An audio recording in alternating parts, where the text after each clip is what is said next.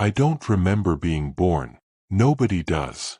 But I've been told the story so many times, it feels like I do. My mother's voice, low and careful, painting the scene in words she'd repeat whenever I asked why people stared at me differently. Why children pointed. Why old women made signs against evil when I passed. March 1824. Robertson County, Tennessee. A cabin behind the big house where tobacco smoke hung in the air year-round and the smell of earth and sweat never quite left your clothes. My mother, Sarah, labored through the night while Ruth, the midwife who delivered 3 generations, worked by candlelight that threw shadows against rough wooden walls. When I finally came into the world, I didn't cry right away. Ruth said I just looked, stared up at her with eyes that shouldn't have been possible. One blue, one brown. Not hazel that shifts in different light. Not one eye slightly darker than the other. I'm talking about 2 completely different colors, one pale as winter sky, the other deep as river mud. The kind of thing that makes people uncomfortable because it breaks a rule they didn't know existed until they saw it broken. Ruth's hands trembled when she wrapped me. My mother told me that part years later, how the old woman's fingers shook, how she glanced toward the door like something dangerous might come through it. How she said, voice tight and careful, "Child got different eyes. Seen it once before, long time ago. That child lived to be old. Nothing wrong with her, just different." But different wasn't safe. Not in 1824. Not in Robertson County. Not for people like us. My mother held me close that night and made a choice that would shape everything. She named me Eliza, a name that sounded like it belonged to somebody who mattered, somebody who existed beyond the 2 rows of cabins behind Colonel Harwell's plantation house. And she decided to raise me as normal as possible, despite what people would say. The whispers started before I could walk. Which eyes? Spirit sight. That child sees things she shouldn't. The enslaved people in the quarters were careful around me, not cruel, but cautious. Like I might accidentally curse them if they looked too long. The white children I glimpsed from a distance kept even farther back, their parents filling their heads with folk beliefs about mismatched eyes bringing bad fortune or marking those who could see the dead. But I couldn't see spirits. Couldn't predict the future. Couldn't hex anyone or bring luck good or bad. What I could do was something else entirely. Something nobody noticed at first because they were too busy staring at my face to pay attention to what was happening behind those strange colored eyes. I could remember. Not the way normal people remember. Bits and pieces, some details sharp and others fuzzy, stories that change shape each time you tell them. I could remember everything. Every word. Every face. Every conversation I heard even once. Every detail of every day, filed away somewhere in my mind like Colonel Harwell's account books, perfectly preserved, waiting to be called up whenever I needed them. By the time I was 4 years old, I could recite entire songs after hearing them once. By 5, I could describe events from 2 years before with perfect clarity. Not just what happened, but who wore what, how the weather felt, what people said word for word. By 6, I understood something that terrified my mother when she realized I'd figured it out. This gift, this curse, made me dangerous. Not because of superstition. Not because of my eyes. But because in a world built on secrets, lies, and things powerful people needed forgotten, I was becoming a living record of every truth they tried to bury. And I was starting to understand exactly what that meant. Before we continue, I need to ask you something. If you're listening from anywhere in the Deep South, or from any corner of this country where hidden histories still whisper through the walls of old buildings, leave a comment telling me where you're from. This channel survives because of listeners like you who hunger for the truth that history tried to bury. Hit that subscribe button because what you're about to hear has never been told in full. And stories like this deserve to be remembered. The summer I turned 6, the drought came to Robertson County like a punishment from God. The Cumberland River dropped so low you could see rocks that hadn't been visible in anyone's lifetime. Tobacco plants yellowed in fields where we hauled water from farther and farther away, buckets sloshing against our legs, sun beating down so hot it felt like anger. The white folks got irritable. The enslaved folks got exhausted. And I got assigned to work inside the big house. That's when Martha noticed. Martha was the head housekeeper, a woman who'd survived 30 years serving the Harwell family by understanding exactly when to speak and when to stay silent, when to show intelligence and when to play dumb. She was everything my mother hoped I'd learn to be, invisible when necessary, indispensable when it mattered, and smart enough to navigate the impossible space between. She watched me for 2 weeks before she said anything. Watched me set the dining table perfectly after being told once. Watched me remember which guests had visited 3 weeks prior, what they'd eaten, what they'd talked about while I cleared their plates. Watched me recall the entire week's menu after hearing the cook mention it one time on Monday morning. Then one evening, after the household settled and most folks were asleep, Martha came to find my mother in the quarters. I was supposed to be sleeping. I wasn't. That child remembers too much, Martha whispered, her voice urgent in the darkness. I watch her. She hears something once, she got it forever. I seen her tell Miss Harwell about a conversation from 2 weeks back. Remembered every word exact. That kind of thing get noticed. My mother's response came quiet and afraid. What you saying I should do? Teach her to forget things. Teach her to act confused when she understand perfectly.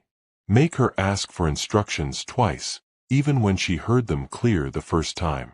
She need to seem ordinary, or she going to draw attention she don't want.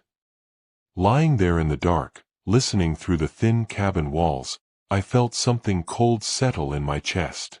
My gift, the thing that made me special, that made me feel like maybe my strange eyes meant something good, was actually dangerous. Intelligence had to be hidden. Understanding had to look like confusion. Memory had to pretend to be forgetfulness. Because enslaved people weren't supposed to be too smart. Weren't supposed to understand the mechanisms of power. Weren't supposed to be capable of the kind of thinking that might make them question why things were the way they were. The system required us to seem less than we were. Required it so completely that showing your full self could get you sold, punished, or worse. So my mother taught me how to disappear. Not physically, I couldn't do that, not with eyes that made everyone stare. But mentally, emotionally, intellectually. She taught me to ask questions I already knew the answers to fumble with tasks I could do perfectly, to look confused when I understood completely, to become smaller, slower, simpler than I actually was. It was like learning to cut off pieces of yourself and hide them where no one could find them, to survive by making yourself less. But here's what my mother and Martha didn't know, what I was only beginning to understand. While I was learning to hide my intelligence, I was also learning something else. I was learning to watch, to listen, to collect information while everyone assumed I wasn't capable of understanding what it meant. I was learning that the powerful speak freely around those they consider powerless. And I was beginning to keep track.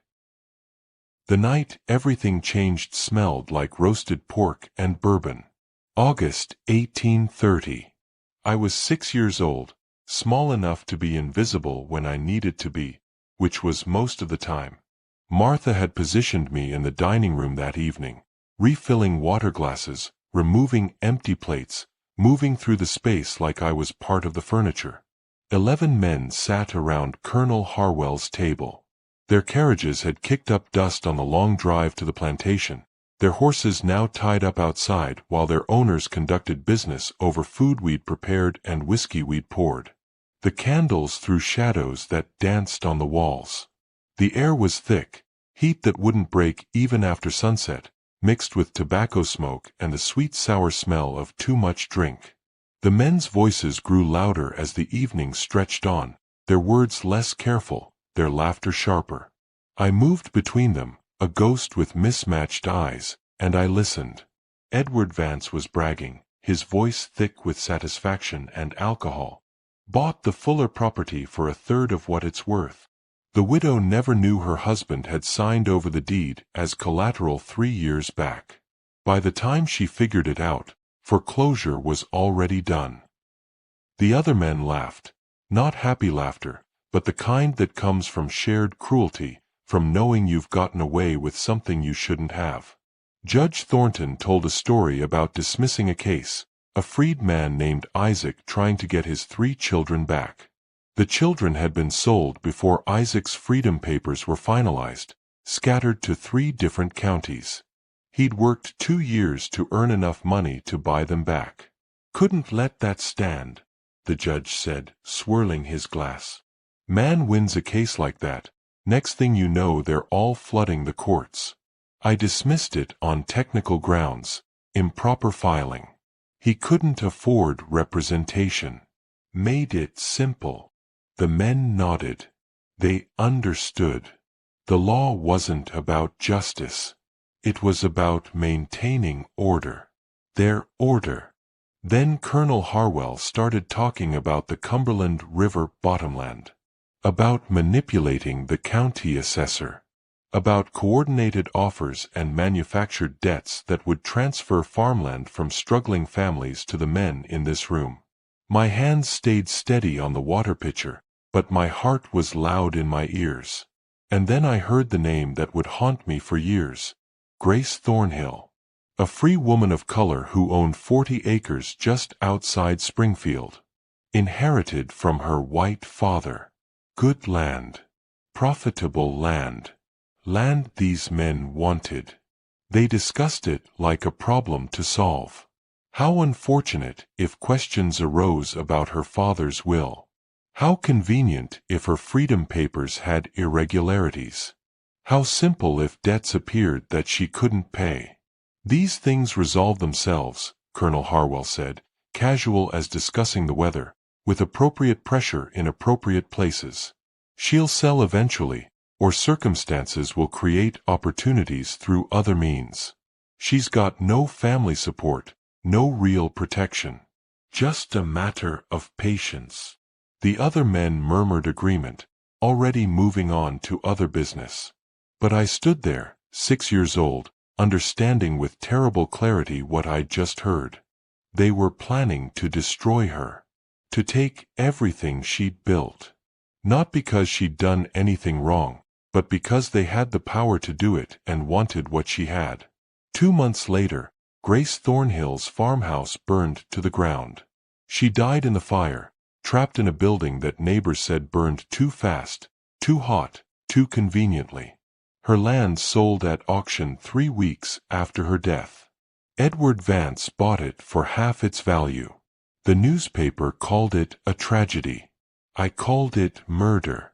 And I remembered every single word they'd said. After Grace Thornhill died, I started keeping track. Not on paper. I couldn't read or write yet, and even if I could, writing down what I knew would have gotten me killed. But in my head, in that strange perfect memory that made my mother nervous and Martha warned me to hide, I began building something like a ledger. Names. Faces. Connections. Crimes. The 12 men who gathered at the Harwell plantation weren't just friends or business partners. They were something more organized, more dangerous. They called themselves the Springfield Association, though you wouldn't find that name in any courthouse record or newspaper. It was an invisible network. A conspiracy dressed up as respectability. There was Colonel James Harwell himself, the coordinator, the host, the county magistrate who gave their schemes the appearance of legality. Judge Benjamin Thornton, who presided over the circuit court and made sure any legal challenges to their interests got dismissed or decided in their favor. I'd heard him laugh about cases he'd thrown out, families he'd destroyed with a gavel and a signature. Edward Vance, the land speculator who bought distressed properties for fractions of their worth, distress that the other men helped create through coordinated pressure and manufactured crises. Robert Killebrew, who owned 300 acres and 60 enslaved people, whose political connections in Nashville gave the group advance warning about legislative changes that might affect land values. Samuel Batson controlled the cotton gin operation that supplied half the county. His monopoly meant he could set whatever rates he wanted, keeping smaller farmers trapped in debt cycles they could never escape. William Greer ran the county land office. He had access to every property record, every surveyor report, every title document. He could identify vulnerable properties and manufacture paperwork when necessary. Thomas Whitley owned the Mercantile in Springfield. He extended credit that kept farmers perpetually indebted, their entire crop yields pledged before they were even planted. Jefferson Cunningham operated the only bank in the county. His approval or denial of loans could make or destroy any business venture. He structured terms to guarantee foreclosure, then acted surprised when families lost everything. Henry Cartwright owned the largest tobacco warehouse in Robertson County. His control over grading and pricing could dramatically affect a farmer's entire annual income, the difference between surviving another year and losing the farm. Daniel Yeatman served in the state legislature. His family had held political office for 3 generations. He provided the association with influence in Nashville and advanced knowledge of upcoming legislation. Marcus Pettiford was the attorney who specialized in property disputes and estate settlements. He could create legal complications or resolve them depending on who was paying him.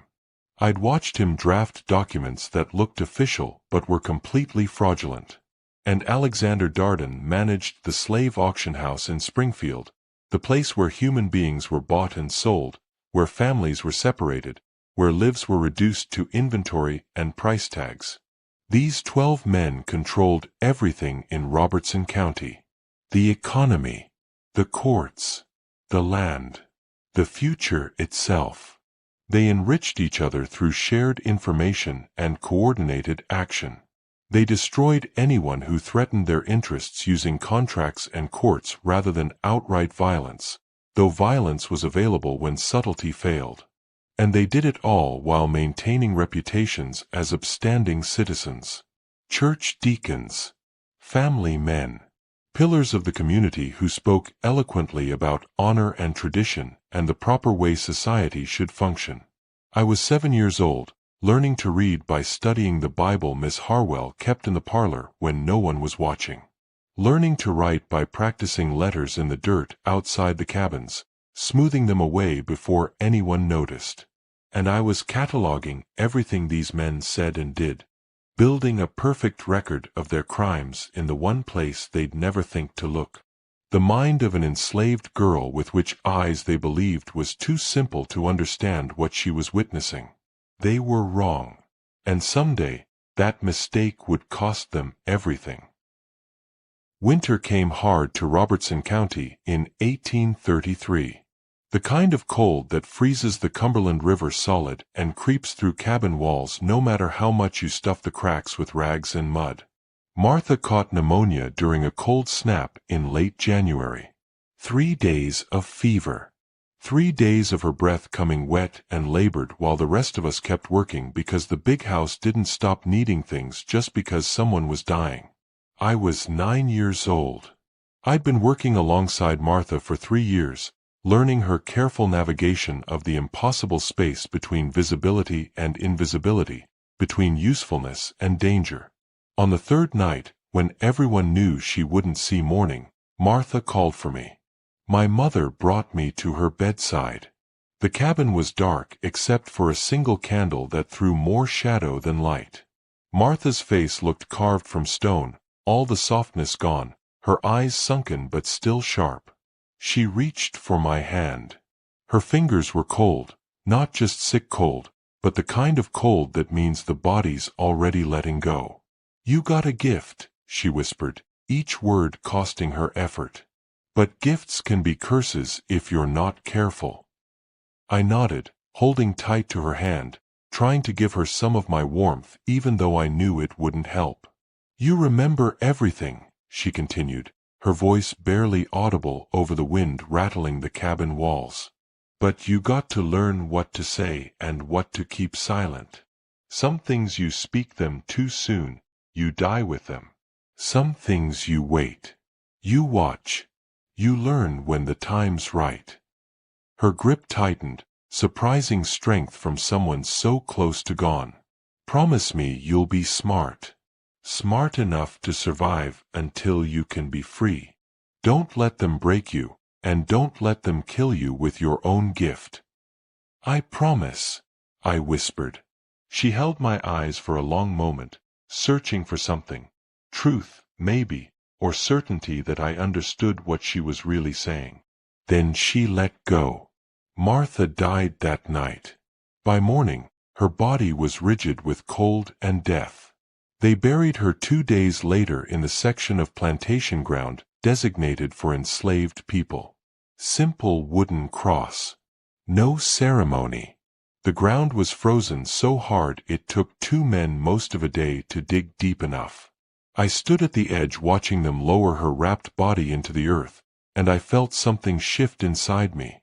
Martha had been the one person besides my mother who understood what I was, what I could do, and why it mattered that I hide it. Now she was gone, and I was alone with knowledge that grew heavier every day.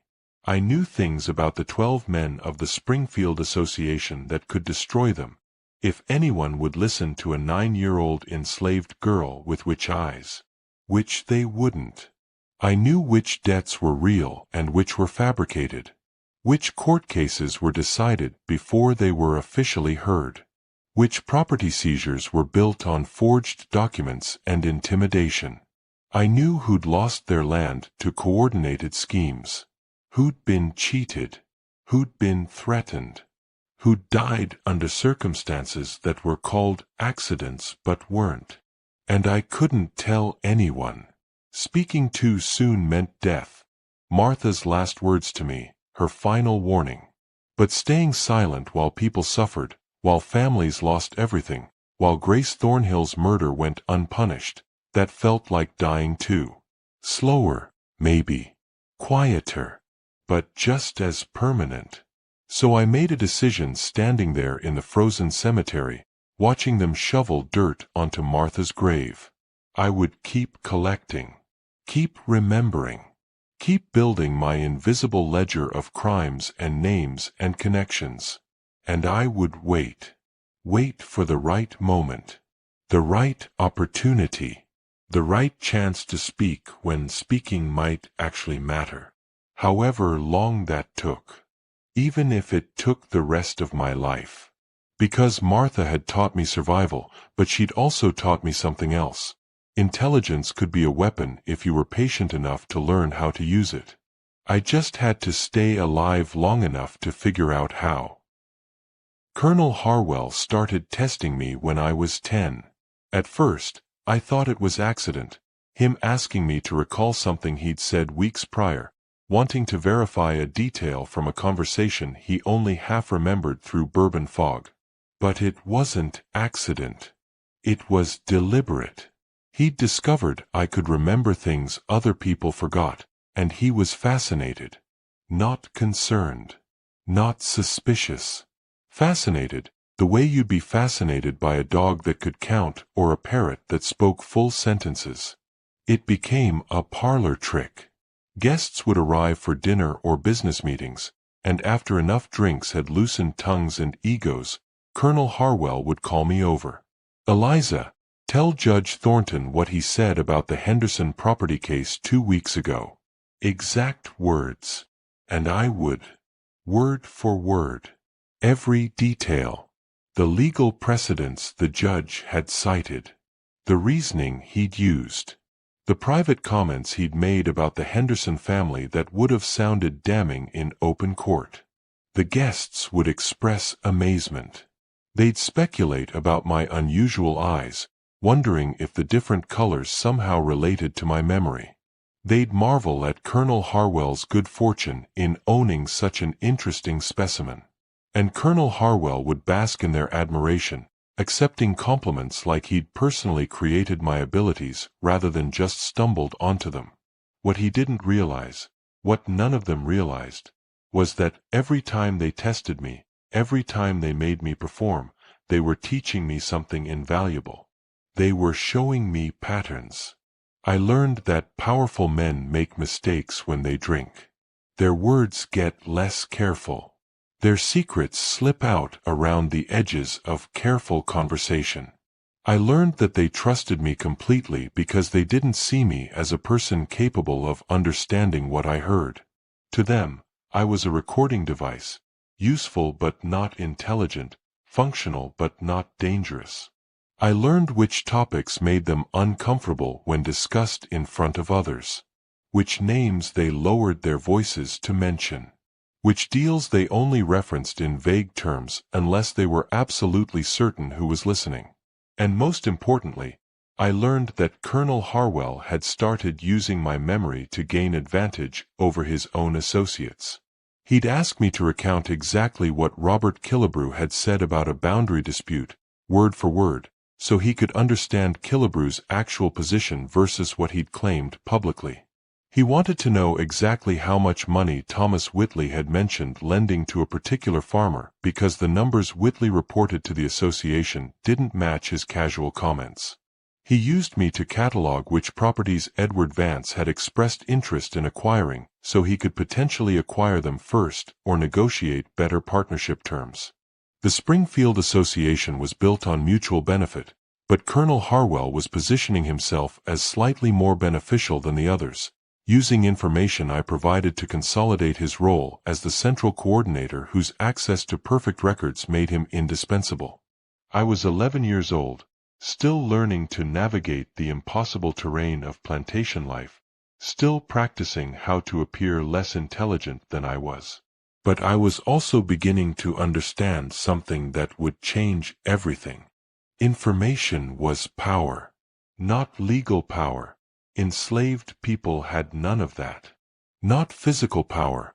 I had none of that either. But the power that comes from knowing things other people need or fear.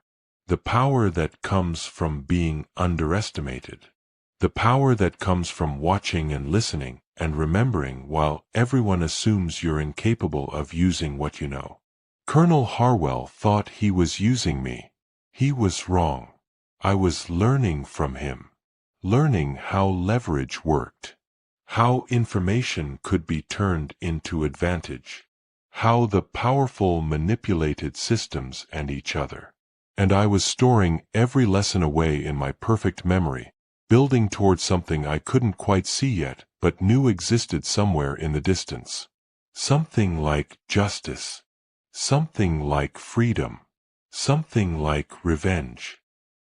Spring 1844 brought disaster to the Harwell plantation, though it took months for everyone to understand just how complete that disaster would be. James Harwell Jr. had taken over after his father died in February 1843. He was 26, educated in Nashville, ambitious, but he had his father's hunger for power without his father's patience. He wanted to prove himself worthy. Wanted the other 11 men of the Springfield Association to see him as an equal, not just the son inheriting his father's position. That desperation made him reckless. A cotton speculator from Memphis came through Robertson County in March with a proposal. Cotton futures. Inside knowledge about crop failures in Georgia and South Carolina that would drive prices up. Documentation that looked legitimate. Credentials that sounded impressive. James Jr. invested $8,000 of plantation funds. He convinced 3 other association members to invest too, Robert Killebrew put in $5,000, Samuel Batson $3,000, Edward Vance $4,000. $20,000 total. A fortune. The scheme collapsed in August. The crop failure reports had been exaggerated, maybe fabricated entirely. The Memphis speculator disappeared with everyone's money. Criminal charges were filed, but the man was never found. $20,000. Gone. The loss itself was devastating, but what it did to the Springfield Association was worse. Unity that had seemed unshakable started showing cracks. Robert Killebrew, who'd lost the most, was furious. Meetings at the Harwell plantation grew tense, voices raised in ways that would have been unthinkable when Colonel Harwell was alive. Samuel Batson demanded immediate repayment. Edward Vance suggested James Jr. sell property to cover losses. Robert Killebrew made barely concealed threats about exposing certain shared arrangements if he wasn't made whole.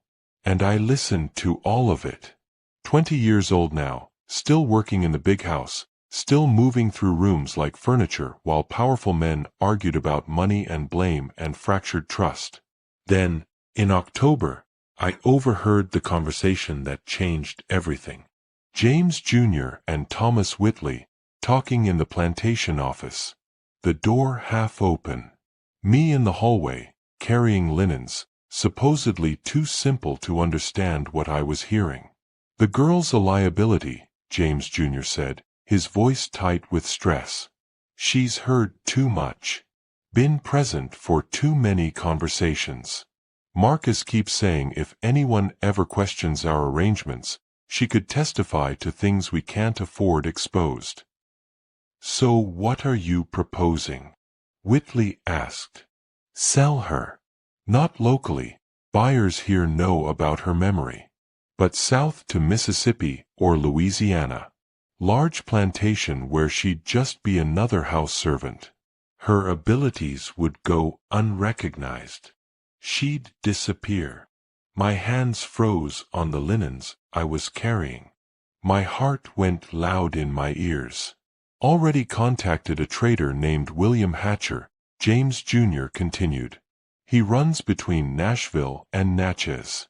$950. Sale happens mid-July.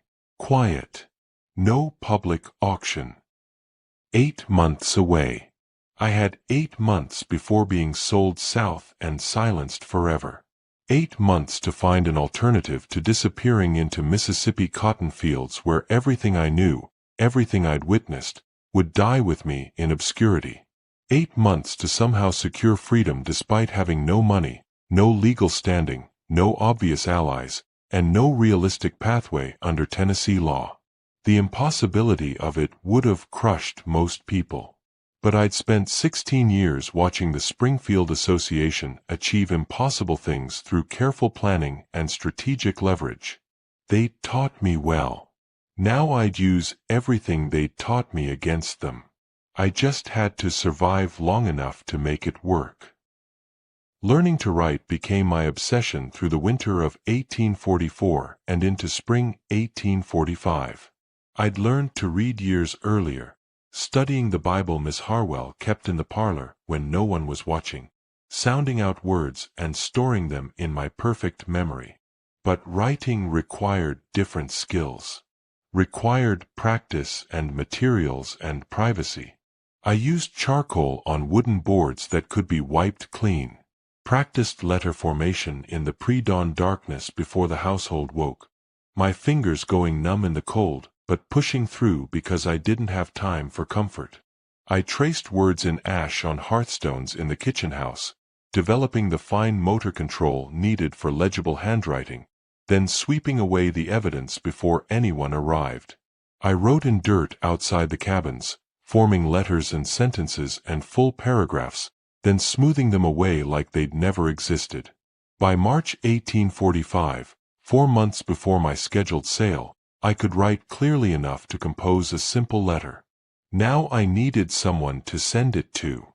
Someone with credibility and independence. Someone not part of the Robertson County power structure the association controlled. Someone who might actually care that 12 men were systematically destroying lives through coordinated corruption. The answer arrived in late May when Reverend Thomas Walsh came to Springfield for revival services. Walsh was a circuit preacher based in Nashville, known for passionate sermons about moral corruption and Christian duty.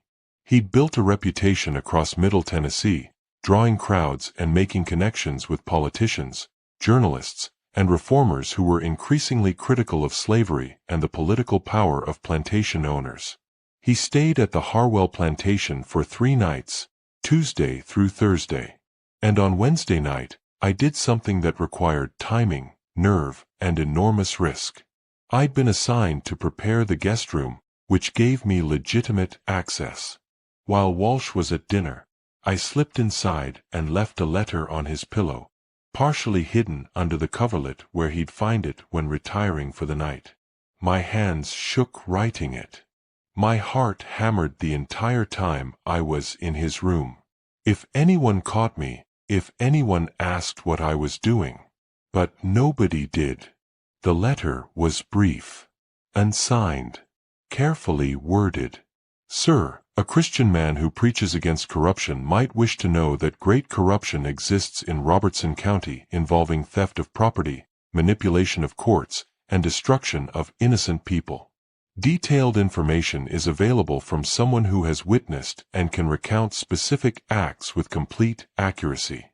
If you wish to learn more, walk past the large oak tree at the east property boundary at dawn Thursday. Come alone. This concerns matters of justice that may interest a man of God. I didn't sleep that night. Lay in the cabin listening to my mother's breathing, to the sounds of other people sleeping around me, wondering if I'd just made a fatal mistake. If Walsh reported the letter to James Jr., I'd be punished. Possibly sold immediately. Possibly worse. If he ignored it, I'd lost my chance. If he came but didn't believe me, I'd exposed myself for nothing. But if he came and did believe me. Dawn broke cold and clear. I slipped out of the cabin while everyone else still slept, walked to the east boundary oak tree, and waited. For 15 minutes, I stood there thinking he wouldn't come. That I'd gambled everything on a man I didn't know, who had no reason to risk anything for an enslaved woman with an impossible story. Then I heard footsteps.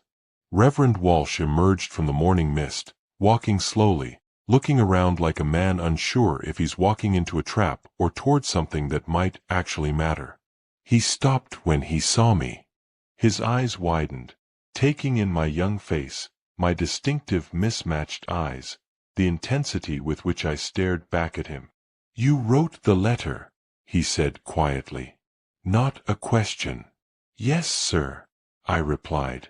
"And everything in it is true." Reverend Walsh stood 15 feet away, studying me like I was a puzzle he couldn't quite solve. Whatever he'd expected when he found that letter on his pillow, it wasn't this. A 21-year-old enslaved woman with one blue eye and one brown eye, standing beneath an oak tree at dawn, looking back at him with an intensity that made clear this was no prank or mistake. "You wrote the letter," he said. "A statement, not a question." "Yes, sir. I can write. I can read. And I can remember everything I've heard in this house for 15 years. Everything about 12 men who control this county through corruption, theft, and manipulation of courts. Everything with dates, names, amounts, specific details." He stared at me, his face a mixture of disbelief and curiosity. "That's an extraordinary claim." "Test me," I said. His eyebrows lifted slightly. "Test you how?" "Your sermon Tuesday night. You preached from Matthew chapter 7 about false prophets and corrupt trees bearing corrupt fruit. You started by describing a thunderstorm you witnessed in Nashville that damaged a church steeple, used it as metaphor for God's judgment on corruption." Walsh's expression shifted. He was listening now, really listening. You quoted Matthew 7 verse 17 through 20, I continued. Every good tree bears good fruit, but a bad tree bears bad fruit. You gave 4 specific examples of corruption: merchants using false weights, lenders charging illegal interest, judges taking bribes, politicians selling offices. You closed by quoting Micah 6 verse 8 about doing justice, loving mercy, and walking humbly with God. Your sermon lasted 37 minutes. I paused, watching his face. Should I continue with exact quotes? Because I can. Word for word. Every metaphor. Every emphasis you placed on certain phrases. Every pause you took for effect. Walsh had gone pale. You couldn't possibly. I can, I interrupted. I remember everything. Every conversation, every detail, every scheme these men have discussed in front of me because they assume enslaved people can't understand or remember. I've heard them plan murders, discuss property thefts, coordinate court cases, destroy families. I can testify to all of it with complete accuracy. The morning was getting lighter now, the sun breaking over the tobacco fields. Birds were starting to sing. In an hour, the plantation would wake up and people would notice I wasn't where I was supposed to be. I had to make this count. I'm being sold to Mississippi in 8 weeks, I said, my voice steady despite the fear coiling in my chest. If that happens, everything I know disappears with me. But if someone could help me secure legal freedom, I would provide detailed testimony that could expose corruption across this entire county. Walsh stood silent for a long moment. I could see him thinking, weighing, trying to decide if this was real or some elaborate trap. What you're proposing is dangerous, he finally said. For you and for anyone who helps you. I know, I replied. But Grace Thornhill burned to death in 1830 so these men could steal her land. Catherine Morrison died poor in Nashville because they stole her inheritance. Dozens of families have lost everything to fraudulent foreclosures. Someone needs to speak. I can speak. I just need to live long enough to do it. Walsh asked the question that would determine everything. Why should I believe your memory is as accurate as you claim? Memory is fallible. People misremember, especially under stress or after years have passed. I took a breath. Then I recited his entire Tuesday sermon, word for word. 37 minutes of content, reproduced with such precision that Walsh later told others it felt like hearing his own voice played back to him. Every biblical passage, every example, every metaphor, every emphasis, every closing prayer. When I finished, he was silent for nearly a minute. That's not a normal gift, he finally said, his voice shaken. No, sir, I agreed. But what I've been forced to witness isn't normal either. It's evil disguised as law, and someone needs to expose it. Walsh told me he needed time to pray and consider. I told him I had 8 weeks before being sold south and silenced forever. He returned to the plantation house, spent the day in visible contemplation, preached that evening about justice and the courage required to confront powerful wrongdoing, and departed Friday morning with no indication of his decision. 5 days later, I received a message through my mother, delivered by a free black man who occasionally did work at the plantation. The message was simple. The preacher believes you. Help is being arranged. Stay ready. Reverend Walsh went to Nashville and started talking. Carefully. Strategically. To the right people, attorneys who'd been looking for evidence to challenge plantation power structures. Members of anti-slavery societies who'd been funding freedom purchases and legal defenses. Newspaper editors interested in exposing the corruption of Middle Tennessee's planter elite. He told them about a young woman with an extraordinary memory who'd witnessed years of coordinated corruption and was willing to testify if her freedom could be secured. The response was immediate. Money was quietly raised from multiple sources: reform societies, sympathetic merchants, even a few politicians who saw advantage in exposing their opponents' methods. Legal strategies were developed. Protection arrangements were planned. And on July 5, 1845, 2 days before I was scheduled to be handed over to William Hatcher for transport south, James Harwell Jr. received an unexpected visitor. A Nashville attorney named Samuel Porterfield, representing an anti-slavery society, made an offer. $1,200 for my freedom. Money to be paid immediately in cash. Manumission papers to be processed through Davidson County courts rather than Robertson County to avoid complications. The offer was presented as simple Christian charity, a religious organization purchasing and freeing an enslaved person as an act of piety. Such transactions weren't uncommon in Tennessee and were generally legal, though sometimes socially controversial. James Jr. saw only the money. $1,200, $250 more than Hatcher had agreed to pay. Immediate cash that would partially offset his investment losses and restore some confidence from association members who were questioning his judgment. He negotiated briefly, secured $1,300, and signed the papers that same day. The transaction was processed through Nashville courts within a week. On July 12, 1845, I became a free woman. I was transferred to a Nashville guardian, a widow named Mrs. Elizabeth Crane, who was sympathetic to the anti-slavery cause and agreed to provide housing and legal protection. By the time James Harwell Jr. fully understood what had happened, I was in Nashville, beyond Robertson County jurisdiction, under legal protection, and beginning to meet with attorneys who were preparing cases that would eventually involve multiple courts across Tennessee. The realization swept through the Springfield Association like panic. James Jr. called an emergency meeting on July 18th. All 12 men gathered at the Harwell plantation on a hot evening, mosquitoes swarming outside, tension thick inside the main house. The conversation, later reconstructed through testimony from a house servant who overheard portions, was frantic. They'd lost control of their living archive. 20 years of carefully hidden corruption might be exposed because James Jr. had sold away the one person who could destroy them all. Robert Killebrew demanded to know how James Jr. could have been so stupid. Edward Vance suggested they might challenge the manumission papers on technical grounds. Judge Thornton pointed out that even if they did, I was in Davidson County now where different judges presided and their influence was limited.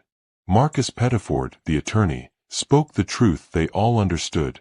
She's legally free. She's under protection in Nashville, and she knows everything. Every fraudulent deed, every manipulated case, every foreclosure, every scheme we've discussed for 20 years. If she testifies, we're finished. Someone suggested buying my silence. Someone else pointed out that I'd already chosen to speak rather than disappear into Mississippi slavery. I wasn't going to be bought. Someone mentioned more extreme solutions. The suggestion was immediately shouted down.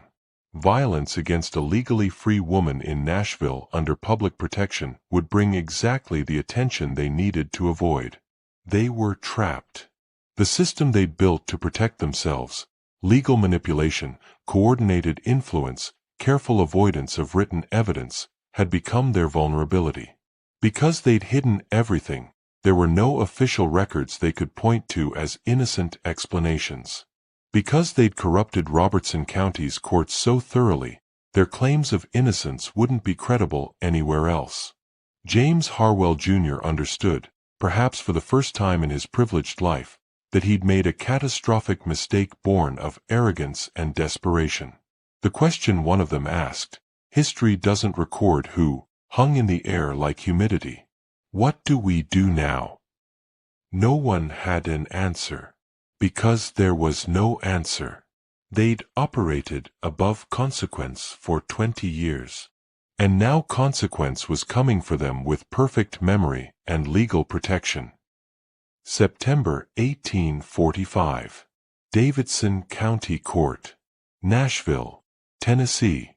The courtroom smelled like old wood and tobacco spit. Sunlight streamed through tall windows, catching dust motes that drifted lazy and unbothered while I sat in the witness box with my hands folded in my lap and my mismatched eyes fixed on the jury. The case was a property restoration suit brought by the surviving children of Grace Thornhill. For 15 years, they'd tried to challenge the seizure of their mother's land. For 15 years, they'd lacked evidence to overcome the documentation that Marcus Pettiford had filed and Judge Thornton had validated. Now they had me. The attorney for the Thornhill heirs was a young man named William Bradford, funded by the same anti-slavery society that had purchased my freedom. He stood before the jury and asked his first question. "Miss Harwell, do you recall the evening of August 14, 1830? "Yes, sir," I replied. "I was 6 years old. Colonel Harwell hosted 11 men for dinner at his plantation." "And what did you overhear that evening?" I took a breath. Then I told them everything. I recounted the conversation with devastating precision. What each man said. What strategies they discussed. How they'd coordinated the creation of false debt documentation to force Grace Thornhill off her land. How Marcus Pettiford had explained his approach to manufacturing legal grounds for seizure. How Judge Thornton had assured the others he'd validate the claim without scrutiny. How Edward Vance had already identified the property as desirable for acquisition. Defense attorneys objected immediately, loudly, repeatedly. An enslaved person's testimony, even someone subsequently freed, shouldn't be admissible against white men in property disputes. The objection was overruled. I was legally free at the time of testimony, and Davidson County courts operated under different precedents than rural counties. They challenged my memory. How could anyone remember exact quotes from 15 years prior? The judge allowed me to demonstrate. I recited word for word the opening statements from both attorneys that had been given 2 days earlier. The court stenographer confirmed my accuracy was perfect. They brought witnesses who claimed I was mistaken about certain details. But when those details were checked against records that still existed, my testimony matched. Where records had been conveniently lost, the pattern of convenient loss itself suggested the accuracy of my claims about manipulation. I testified for 3 days in that first trial, examined and cross-examined, challenged on every detail, questioned about my unusual eyes, my background, my motives, my credibility. But I never wavered. Because I wasn't guessing or approximating or telling stories shaped by time and emotion. I was reporting what I'd witnessed with the same precision a clerk reports numbers from a ledger. The case lasted 3 weeks. The verdict came in October. The Thornhill property seizure had been based on fraudulent documentation. The land was to be restored to Grace Thornhill's heirs with damages. But that was only the beginning. Other families who'd lost property to association foreclosures came forward. Case after case was filed through late 1845 and into 1846. 11 separate proceedings, each one built on my testimony about specific properties, specific schemes, specific coordinated manipulations. And with each trial, the Springfield Association's carefully constructed empire crumbled a little more. Edward Vance's land speculation business collapsed as property after property was reclaimed. Jefferson Cunningham faced criminal investigation for banking fraud. Samuel Batson's cotton gin operation was sued by 37 farmers who'd been systematically cheated. One by one, the 12 men who'd controlled Robertson County for 20 years watched everything they'd built turn to ash. And I sat in courtroom after courtroom, speaking the truth they'd never imagined I'd have the chance to speak. The legal battle reached its climax in May 1847 during a consolidated criminal trial in Nashville that attempted to address the most serious charges against association members: conspiracy to defraud, falsification of court documents, bribery of public officials. The trial lasted 3.5 weeks. I testified for 6 full days. The verdicts came on June 17, 1847. Judge Benjamin Thornton was convicted of judicial misconduct and removed from the bench, though he avoided prison time. Marcus Pettiford was disbarred and faced civil penalties but no criminal conviction. Several others were convicted of lesser charges, fines, brief jail terms. The legal system, even when confronting corruption, still protected its own to some degree. Wealthy men with good attorneys could navigate outcomes better than evidence might warrant. But the practical impact went far beyond the criminal verdicts. The Springfield Association was utterly destroyed as a functioning entity. The 12 families who'd controlled Robertson County for 2 decades found their power broken, their reputations shattered, their financial empires reduced to wreckage. And they started disappearing. Edward Vance fled to Texas in 1847, died bankrupt in 1852. Jefferson Cunningham died in Nashville in 1850, his reputation destroyed. Samuel Batson sold his gin operation for a fraction of its value and faded into obscurity. William Greer moved to Mississippi after criminal charges ended in a hung jury. James Harwell Jr. lost the plantation to foreclosure, last documented working as a clerk in Arkansas Territory. But what happened to their families was even more telling.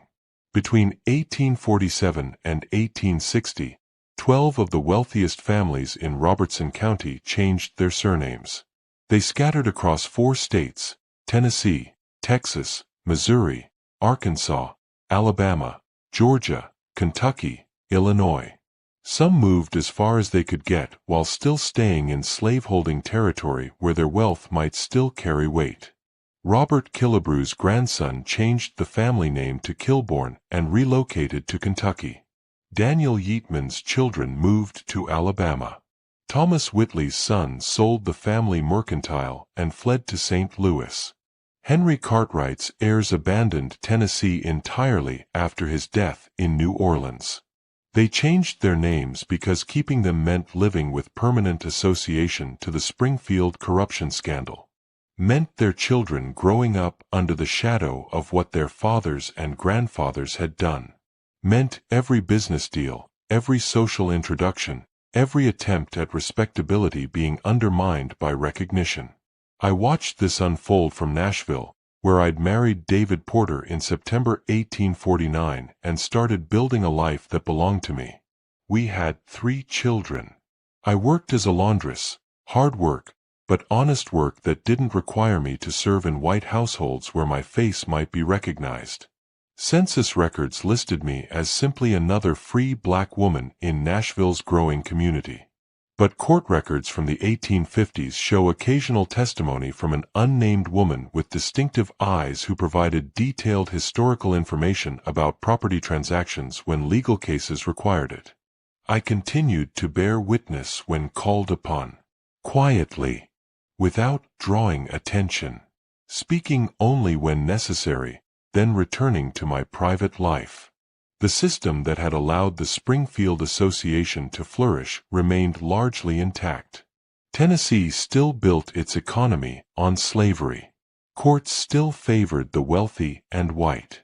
Power still concentrated in the hands of men who coordinated their interests against everyone else. But the specific constellation of corruption I'd helped expose did not reform in Robertson County. The memory of what happened served as temporary deterrent. The public scandal reminded people that even the most powerful weren't completely invulnerable to accountability. It wasn't perfect justice, wasn't complete transformation, but it was something. 12 families brought to ruin. Dozens of properties restored. Hundreds of people who understood that someone had finally spoken truth to power and survived to tell about it.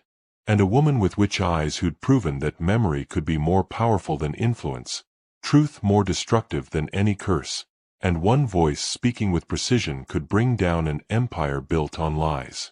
That had to count for something, even if it wasn't everything. I lived another 26 years after the trials ended. 26 years that I deliberately kept private, quiet, mine in a way the first 21 years of my life never were. My husband David was a good man, a carpenter who'd purchased his own freedom in 1843 and understood what it meant to build something from nothing. We had 3 children who survived to adulthood. Sarah became a schoolteacher. Thomas learned his father's trade. Elizabeth married a Nashville merchant and lived until 1921, long enough to see a world I couldn't have imagined when I was born in that cabin behind the Harwell plantation. Census records from 1850, 1860, and 1870 list me as a laundress. Hard work that left my hands raw and my back aching, but it was work I chose, work that paid money I could keep, work that didn't require me to serve in white households where my face might trigger memories I didn't want stirred. But there are hints, if you know where to look, that my memory continued to serve a purpose. Court records from Davidson County in the 1850s mention an unnamed woman who provided detailed historical testimony about property transactions and business dealings from years prior. The descriptions, when they appear, always mention the same detail: distinctive eyes of different colors. I continued to bear witness when called upon.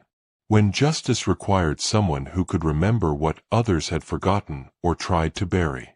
But I did it quietly, without fanfare, speaking only when necessary and then returning to the life I'd built. Because here's what I learned in those 26 years of freedom. Memory is both gift and burden, curse and blessing, power and prison. I couldn't forget Grace Thornhill's name even when I wanted to. Couldn't forget the sound of those men laughing while they planned her destruction. Couldn't forget the faces of families I'd watched lose everything to schemes I understood but was powerless to stop. I remembered my mother's hands, rough from fieldwork, holding me when I was born. Remembered Martha's last words about speaking too soon. Remembered every moment of fear, every calculation about survival, every time I had to make myself smaller to stay alive. But I also remembered the morning Reverend Walsh believed me. Remembered the moment I walked out of Robertson County a free woman. Remembered sitting in that Nashville courtroom speaking truth that couldn't be denied or dismissed. I remembered all of it with the same perfect clarity. The trauma and the triumph. The suffering and the justice. The years of silence and the moment I finally got to speak. People asked me sometimes, usually other women who'd survived their own impossible situations, how I did it. How I carried all that weight without breaking. I told them the truth. I didn't have a choice. When you can't forget, you learn to carry. You learn to organize memory like a ledger, to store pain in places where it doesn't poison everything, to use what you remember for something that matters. My children grew up hearing stories, but not all the stories. I told them enough to understand where they came from, what had been fought for, what freedom actually cost. But I didn't burden them with every detail, every horror, every moment of fear I'd lived through. They deserved to be children. Deserved to build lives not defined entirely by what had been done to their mother and grandmother. I died on August 14, 1873, at the age of 49. Pneumonia, the death certificate said. A summer illness that turned worse, that my body couldn't fight off. They buried me in Nashville's city cemetery in a grave marked with a simple wooden cross. The cemetery expanded and changed over the decades. Buildings were constructed over portions of it. Markers weathered and disappeared. By the 1920s, no one could say with certainty where I was buried. No monument marks the spot. No historical marker in Robertson County mentions my name.